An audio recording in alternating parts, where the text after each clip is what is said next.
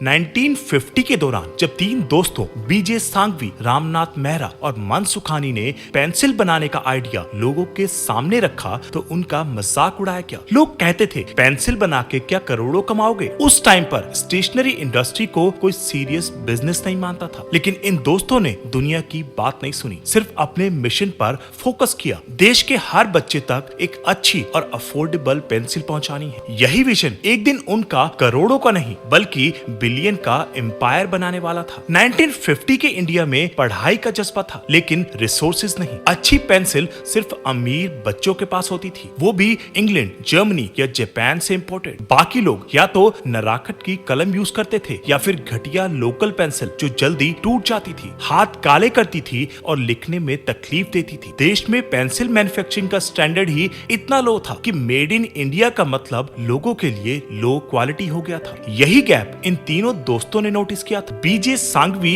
एक bright student थे लेकिन पैसे की कमी ने उनका इंजीनियरिंग का सपना अधूरा छोड़ दिया। उन्होंने हाई स्कूल तो मुश्किल से कंप्लीट किया लेकिन आगे की पढ़ाई छोड़नी पड़ी। जब उन्होंने देखा कि लाखों बच्चे एक सिंपल पेंसिल के बिना सपने देखने से पहले ही रुक जाते हैं, तब उन्होंने डिसाइड किया अगर मैं इंजीनियर नहीं बन सका तो किसी और बच्चे का सपना तो पूरा करने दूंगा। इसी मिशन के साथ उन्होंने पेंसिल मैन्युफैक्चरिंग का सफर शुरू किया। पेंसिल बनाना कोई आसान काम नहीं था और उस समय उसकी टेक्नोलॉजी सिर्फ कुछ ही फॉरेन कंपनीज के पास थी। बीजे सांघवी और उनके दोस्तों ने डिसाइड किया कि वो जर्मनी जाकर खुद सीखेंगे। वहां उन्होंने देखा कि वर्ल्ड क्लास पेंसिल्स किस तरह बनती हैं, कैसी वुड चाहिए होती है, ग्रेफाइट का फॉर्मूला क्या होता है और मशीन्स कैसे काम करती हैं। वापस इंडिया आकर उन्होंने ये नॉलेज लोकल रिसोर्सेज के साथ कंबाइन किया और अपनी एक यूनिक टेक्निक डेवलप की। देश के लिए देश के अंदर हाई क्वालिटी पेंसिल बनाने के लिए चाहिए होती है सीडर वुड और परफेक्ट ग्रेफाइट कोर, लेकिन दोनों ही चीजें इंडिया में मिलती नहीं थी। इंपोर्ट करना महंगा था और लोकल रिसोर्सेज लो क्वालिटी के थे। लेकिन बीजे सांघवी ने हार नहीं मानी। उन्होंने मंथ्स तक इंडिया के जंगलों में ट्रैवल करके एक ऑल्टरनेटिव तलाशा, पॉपुलर वुड जो सीडर के जितनी ही लाइट, स्ट्रॉन्ग और इजी टू शार्पन थी। साथ ही ग्रेफाइट का एक ऐसा फॉर्मूला बनाया जो सॉफ्ट भी था और ड्यूरेबल भी। ये देसी जुगाड़ ही उनकी पहली जीत थी। जर्मनी से टेक्निक तो मिल गई थी लेकिन पेंसिल बनाने वाली मशीन्स इंपोर्ट करना ऑलमोस्ट इम्पॉसिबल था, पैसा नहीं था। इसलिए इन तीनों दोस्तों ने डिसाइड किया कि मशीन भी इंडिया में ही बनाएंगे। उन्होंने लोकल इंजीनियर्स और कारपेंटर्स से मिलकर फॉरेन मशीन्स का स्ट्रक्चर समझा और छोटी छोटी वर्कशॉप्स में पार्ट्स बनवाने शुरू किए। दिन रात मेहनत करके एक ऐसी मशीन रेडी की गई जो लो कॉस्ट में हाई क्वालिटी पेंसिल बना सकती थी। देसी मशीन, देसी मिशन, ये स्टार्टअप कहानी यहीं से शेप लेने लगी। मशीन रेडी थी, रॉ मटेरियल भी मिल गया था, लेकिन काम इतना स्ट्रेस भरा था कि बीजे सांघवी की हेल्थ ही बिगड़ने लगी। दिन भर फैक्ट्री में काम, रात भर मशीन के इश्यूज सॉल्व करना, ये सब उनकी मेंटल हेल्थ को कंज्यूम कर रहा था। इतना प्रेशर था कि बिना स्लीपिंग पिल्स के नींद ही नहीं आती थी। लेकिन उन्होंने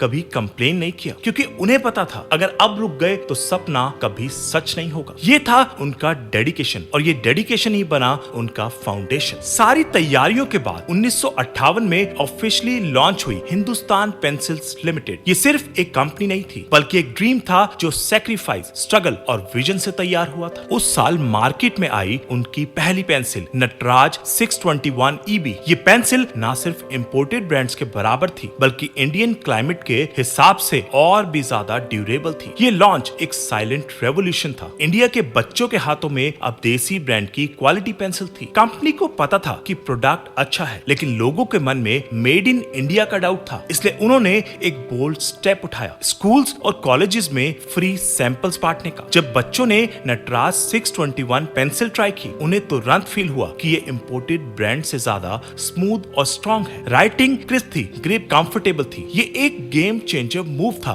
बिना बड़े एड्स के। प्रोडक्ट ने खुद अपना इम्पैक्ट क्रिएट किया, वर्ड ऑफ माउथ से डिमांड बढ़ने लगी और नटराज एक नाम बन गया। 1970 तक नटराज स्कूल और ऑफिस यूजर्स के बीच पॉपुलर हो चुकी थी, लेकिन एक गैप था। प्रोफेशनल आर्टिस्ट, डिजाइनर्स और आर्किटेक्ट्स के लिए कोई हाई एंड देसी पेंसिल अवेलेबल नहीं थी। इस नीड को समझकर हिंदुस्तान पेंसिल्स ने लॉन्च किया एक नया प्रीमियम ब्रांड अप्सरा। ये pencil extra dark, extra smooth और परफेक्टली बैलेंस थी जो स्केचिंग और डिटेलिंग के लिए आइडियल थी। थोड़ी महंगी थी लेकिन क्वालिटी अनबीटेबल थी। धीरे धीरे अप्सरा ने प्रोफेशनल्स के दिल और डेस्क दोनों जीत लिए। 1991 में इंडिया में आई इकोनॉमिक इकोनॉमिक लिबरलाइजेशन। अब फॉरेन कंपनीज बिना रुकावट के इंडियन मार्केट में आ सकती थी। स्टेशनरी सेक्टर में भी बड़े बड़े ग्लोबल ब्रांड्स एंटर करने लगे। हिंदुस्तान पेंसिल्स के लिए ये एक बड़ा थ्रेट था, लेकिन उन्होंने डर के बजाय इनोवेशन को चुना। उन्होंने नए प्रोडक्ट्स लॉन्च किए, जैसे dust free erasers, upgraded sharpeners, gel pens और क्रेयॉन्स। साथ ही देसी इमोशनल कनेक्ट बनाए रखा अपनी मार्केटिंग से। यही स्मार्ट स्ट्रेटजी ने उन्हें सर्वाइव नहीं, लीड करने वाला ब्रांड बना दिया। हिंदुस्तान पेंसिल्स ने सिर्फ पेंसिल तक खुद को सीमित नहीं रखा, वो हर स्टेशनरी प्रोडक्ट में इनोवेशन लाए। डस्ट फ्री इरेजर्स बनाए जो इरेज करने के बाद मेस नहीं छोड़ते थे। शार्पनर्स को इस तरह डिजाइन किया कि पेंसिल की नोक और भी शार्प बने, लेकिन